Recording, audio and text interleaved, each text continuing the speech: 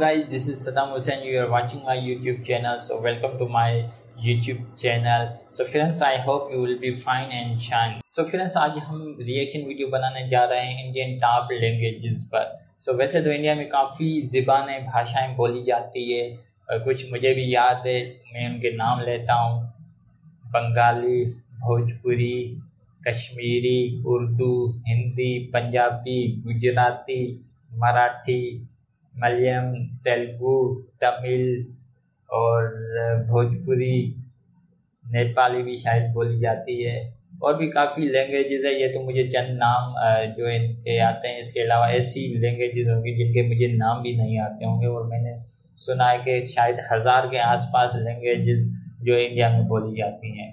लेकिन ये मैंने विकीपीडिया पर शायद मैंने रीड किया था पहले कभी. लेकिन वो टॉप 10 कौन सी खुशनसीब वो लोग हैं जिनकी ज़बानें जो है इंडिया में टॉप 10 में आती हैं. सो आइए देखते हैं ये वीडियो. हमारे साथ जुड़े रहने के लिए कृपया हमारे चैनल को सब्सक्राइब करें और घंटी का आइकन दबाएं. भारत की 10 सबसे ज्यादा बोली जाने वाली भाषा. टॉप 10 हिंदी के सभी प्यारे दर्शकों को हमारे इस चैनल पर स्वागत है. दोस्तों, जब हम आपके लिए दुनिया की 10 सबसे ज्यादा बोली जाने वाली भाषाओं का वीडियो लाए थे तो आप में से कई लोगों ने भारत की सबसे ज्यादा बोली जाने वाली भाषाओं पर वीडियो बनाने की रिक्वेस्ट की थी. वैसे तो दुनिया में 6500 से भी ज्यादा भाषाएं बोली जाती हैं, लेकिन हम भारतीयों का दिल तो हमारी भाषाओं में ही बसता है. तो चलिए जानते हैं भारत की 10 सबसे ज्यादा बोली जाने वाली भाषाओं के बारे में. 10. मलयालम. मलयालम दक्षिण भारत की सबसे ज्यादा बोली जाने वाली भाषाओं में शामिल है. केरल, पुडुचेरी, तमिलनाडु और लक्षद्वीप में इसे बोलने वालों की संख्या करीब 3.5 करोड़ है. इस भाषा की लिपि तमिल से काफी मेल खाती है. मलयालम बहुत ही प्राचीन भाषा है, लेकिन ये कितनी प्राचीन है इसका अंदाजा तो वैज्ञानिक भी आज तक सही नहीं लगा सके हैं. लेकिन इसका इतिहास कम से कम 1000 साल पुराना तो जरूर है. अगर आप मलयालम सीखने की सोच रहे हैं तो यह किसी नए व्यक्ति के लिए काफी कठिन है. वैसे आपको एक बात बताऊं, मलयालम इस शब्द को चाहे आगे से पढ़ें या पीछे से वो एक सा ही होता है. 9. उड़िया. हमारी लिस्ट में 9वें स्थान पर आती है उड़िया.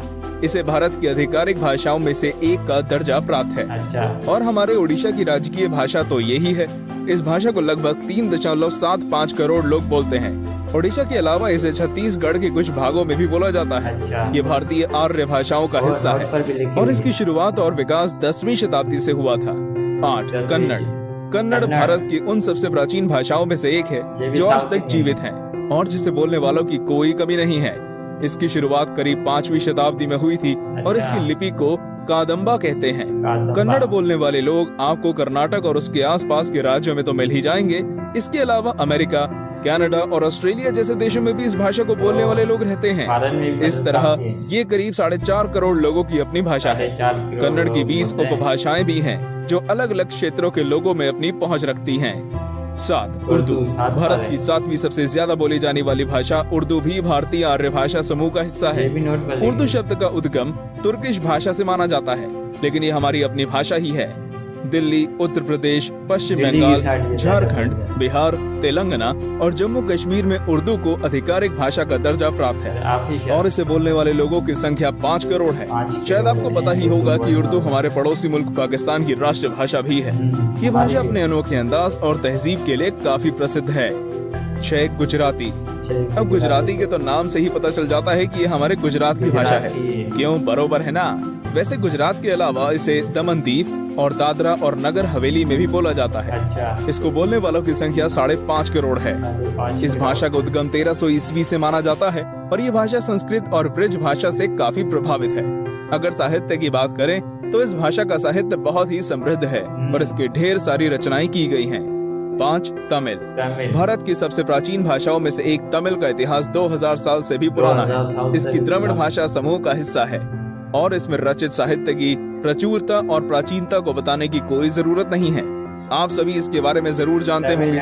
तमिल भाषा तमिलनाडु की राजकीय भाषा तो है ही, साथ ही इसे श्रीलंका, सिंगापुर, मलेशिया और दक्षिण अफ्रीका में भी आधिकारिक भाषा का दर्जा प्राप्त है. इस तरह करीब 7 करोड़ से भी ज्यादा लोग तमिल भाषा का प्रयोग करते हैं. 4. तेलुगु. करीब 8 करोड़ लोगों की भाषा का गौरव प्राप्त करने वाली तेलुगु भाषा हमारी लिस्ट में 4थे नंबर की हकदार है. ये भाषा भारत के आंध्र प्रदेश और तेलंगाना में तो बोली ही जाती है. इसके साथ विदेशों में भी ये काफी प्रसिद्ध है. America, Britain, New Zealand, Australia, UAE और दक्षिण अफ्रीका में भी तेलुगु बोलने वाले लोग रहते हैं। इनमें ज्यादातर लोग तो वही हैं जो अपनी जिंदगी में कभी न कभी भारत को छोड़कर विदेश गए और वहीं के होकर रह गए। तेलुगु का उद्गम करीब 1500 ईसा पूर्व से माना जाता है और ये भी द्रविड़ भाषा समूह का हिस्सा है। 3 मराठी भाषा का उद्गम लगभग 1200 साल पहले हुआ था और आज ये भारत के महाराष्ट्र, गोवा और कुछ केंद्र शासित प्रदेशों में बोली जाती है। मराठी को बोलने वालों की संख्या 8.3 करोड़ है और ये भारत की जनसंख्या का करीब 7% है। तो यार मराठी भाषा की प्रसिद्धि का अंदाजा तो इसी बात से लग जाता है। इस भाषा को भी संस्कृत से काफी प्रभावित माना जाता है, क्योंकि संस्कृत के समान इसकी व्याकरण में भी 3 लिंग होते हैं जो विश्व की बहुत कम भाषाओं में ही हैं। मराठी को भारत की आधिकारिक भाषा का तो दर्जा मिला ही हुआ है, साथ ही ये भाषा 40 से भी ज्यादा बोलियों को अपने अंदर समाहित करती है। तो भाई मराठी भाषा के लिए एक लाइक तो बनता है यार।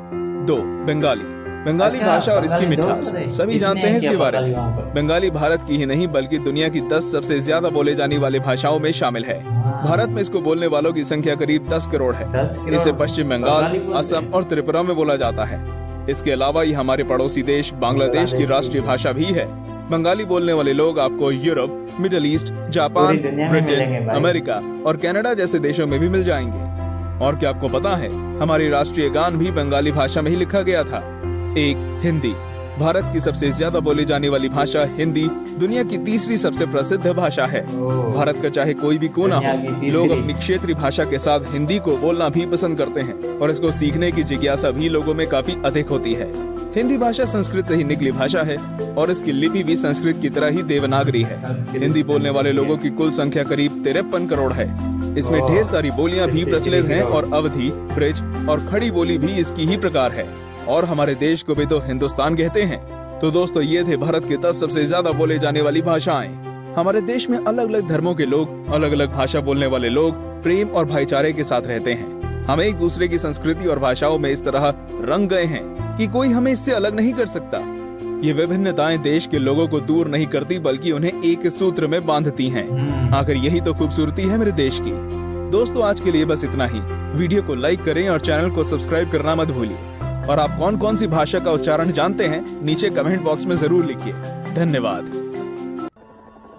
हमारे चैनल को सब्सक्राइब करें और बेल आइकन को दबाएं। सो दोस्तों ये थी इंडियन टॉप 10 भाषाएं और ये लोग लकी हैं कि मतलब इनकी ज़बानें ज़्यादा जो है भाषा बोली जाती है इंडिया में। सो काफ़ी यहाँ पर अलग अलग स्टेट है और हर स्टेट की अलग अलग भाषा है, अलग अलग कल्चर है। इसके अलावा कुछ तो ऐसी लैंग्वेजेस है जो जिनका ताल्लुक किसी स्टेट से नहीं लेकिन उन स्टेट में काफ़ी तादाद में बोली जाती है। जैसे कि काफ़ी दोस्त अभी यहाँ पर नाराज़ हो जाएंगे कि भाई हमारी लैंग्वेजेस, हमारी भाषा इस टॉप 10 में नहीं है। तो ऐसी कोई बात नहीं मेरे भाई, मेरी भी मतलब जो लैंग्वेजेस है, हमारी जो सिंधी है वो भी इसमें नहीं थी। हालांकि सिंधी भी बोली जाती है गुजरात की साइड और यहाँ राजस्थान में भी शायद थोड़ी बहुत बोली जाती है और महाराष्ट्र में भी, पूना में भी, लेकिन उसका भी जिक्र नहीं था। मेरी अपनी भी मतलब जो भाषा थी उसका भी जिक्र नहीं था। इसका मतलब ये नहीं कि मैं नाराज़ हूँ, क्योंकि ये तो होना ही है, ज़ाहिर है इतनी लैंग्वेजेस है तो टॉप 10 इन्होंने सिलेक्ट की है अपने हिसाब से। सो इस पर गुस्सा होने वाली और नाराज़ होने वाली बात नहीं। आपकी जो लैंग्वेजेस है अगर आपके स्टेट में बोली जाती है तो ये भी आपके लिए एक बहुत बड़ी बात है और आपको उस पर प्राउड करना चाहिए।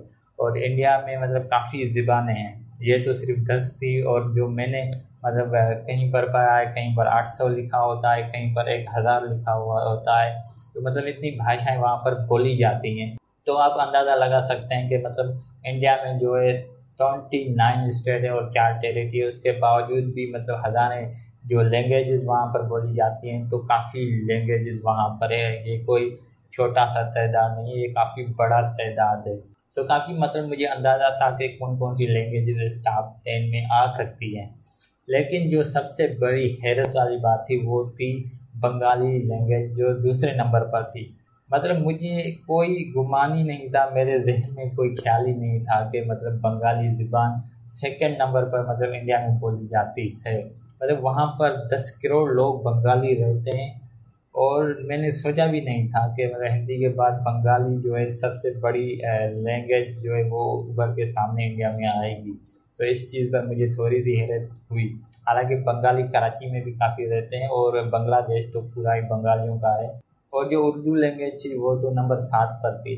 मतलब उर्दू इंडिया में जो है दिल्ली की साइड यहाँ पर बोली जाती है, कुछ स्टेट हैं।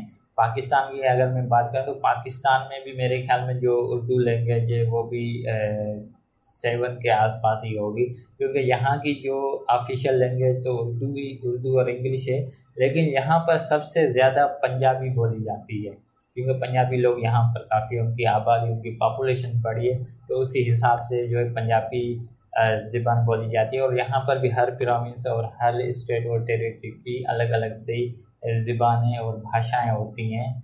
जैसे सिंध है तो यहाँ पर सिंधी बोली जाती है, पंजाब है तो वहाँ पर पंजाब की और सराइकी और भी काफ़ी मतलब ज़बानें बोली जाती है, और खैबर पख्तूनख्वा में पश्तून, कश्मीर में कश्मीरी। सो मतलब उर्दू भी यहाँ पर काफ़ी पीछे है, लेकिन उर्दू और इंग्लिश हमारी ऑफिशियल लैंग्वेजेस हैं। वैसे भी मतलब उर्दू और हिंदी जो ज़बान है वो तकरीबन जो राइटिंग में अगर उसके अल्फ़ाबेट देखें तो काफ़ी चेंज है। और मतलब अगर पंजाबी यहाँ की जो ज़बान है वह उसका कोई अल्फ़ाबेट मतलब उस टाइप का नहीं है जैसे कि होना चाहिए था, ये तो बाद में उर्दू के अल्फ़ाबेट जोड़े गए। वैसे भी उर्दू और जो हिंदी लैंग्वेज है वो इसे दोनों भाई मतलब दोनों को बहनें कहा जाता है, क्योंकि दोनों तकरीबन सेम ही है, थोड़ा सा चेंज है। अगर जब आप टफ उर्दू बोलेंगे तो आप लोगों को भी समझ में नहीं आएगी, और अगर आप टफ हिंदी बोलेंगे तो हम लोगों को भी मतलब समझ में नहीं आएगी। जो ओल्ड हिंदी है अब तो हमने आसान कर दिया है, आसान हिंदी, आसान उर्दू और सिंपल सी ज़बानें हम बोल रहे हैं, लेकिन जो इनके जो वर्ड है उसके इतने जो है मतलब टिपिकल है कि आप लोग उनको प्रोनाउंसिएशन भी नहीं कर सकते हैं। जो मतलब इनके जो ओल्ड जो लोग बोला करते थे, ये जो इतनी मतलब जो है पुरानी लैंग्वेजेस हैं और काफ़ी ये टफ हुआ करती थी। अगर ओल्ड आप बुक पढ़ेंगे तो कहीं कहीं पर आपको मतलब महसूस होगा कि भाई आज की जो हमारी भाषा है और ये जो भाषा मतलब पहले हुआ करती थी इसमें कितना डिफरेंट है और कितना चेंज है, और हम आजकल जो वर्ड यूज़ कर रहे हैं वो कितने आसान है, और जो पिछले जो बुक्स वगैरह में ओल्ड में किसी में मतलब लिखे गए वो कितने टफ हैं। तो अगर ओरिजिनल हम बात करें तो ना आपको उर्दू समझ में आएगी, ना ही हमें हिंदी समझ में आएगी, इतनी टफ है। लेकिन उनको आसान कर दिया है लोगों ने धीरे धीरे बोल कर। अब तो काफ़ी इंग्लिश के वर्ड भी यूज़ करते हैं, उसके अलावा जो सिंपल जो वर्ड्स हैं वो बना दिए हैं, इसीलिए हम लोगों को अब समझने में आसानी होती है। तो जाहिर सी बात है जब ये जो इस वीडियो में टॉप 10 लैंग्वेजेस दिखाई गई, वो सिर्फ लैंग्वेजेस नहीं है बल्कि उनके मतलब उनकी जो पॉपुलेशन है लोगों की वो भी मतलब सबसे ज़्यादा है इंडिया में। अगर जिनकी मैं बात करूँ बंगाली, तो बंगाली भी मतलब वहाँ पर काफ़ी ज़्यादा तादाद में रहते हैं। या आपकी जो दूसरी लैंग्वेज गुजराती हो गई, इसके अलावा और भी मतलब 1 से 10 तक जो भी लैंग्वेजेस है उन सब के मतलब जो लोग हैं वो भी काफ़ी बड़े तादाद में रहते हैं। तो दोस्तों इस वीडियो को देखकर मुझे काफ़ी नॉलेज हुई, और अगर आपको मेरी वीडियो अच्छी लगी हो तो प्लीज़ इस वीडियो को लाइक कीजिएगा, और जाने से पहले मेरे चैनल को सब्सक्राइब ज़रूर कीजिएगा। सो फिर मिलेंगे किसी और वीडियो के साथ, तब तक दो अपने भाई को इजाज़त। अल्लाह हाफिज़।